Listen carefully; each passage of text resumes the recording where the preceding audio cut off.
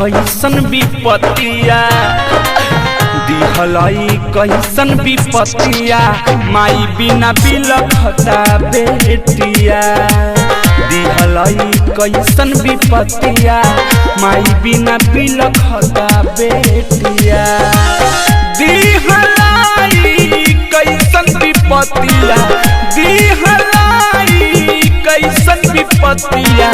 माई बिना बिलखता बेटिया उनकेला फटता वे छतिया उनकेला फटता वे छतिया माई बिना बिलखता बेटिया दिहलाई कैसन विपतिया माई बिना बिलखता बेटिया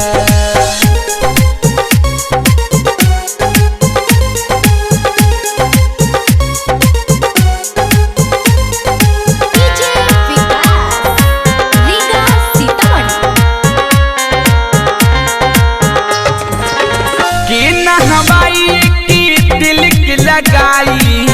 के एक दूधावा पियाई सुगनी के एक दूधावा पियाई के नहवाई की तिलक लगाई के एक दूधावा पियाई सुगनी के एक दूधावा पियाई लीलाई कैसन रचल लीला कैसन रचल विधाना लीला कैसन रचल विधाना फूटल मोरे किस्मतिया उनकेला फटता वे छतिया उनकेला फटता वे छतिया माई बिना बिलखता बेटिया दिहलाई कैसन विपतिया माई बिना बिलखता बेटिया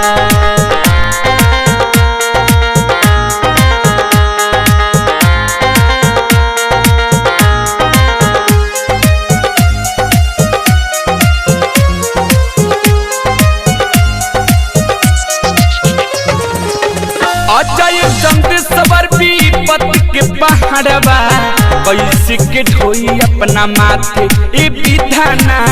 कैसे के ढोई अपना माथे अजय चंद सबर विपत के पहाड़वा कैसे के ढोई अपना माथे ए विधाना कैसे के ढोई अपना माथे चिंता में आधे डूबल बेला चिन्ता में डूबल बेला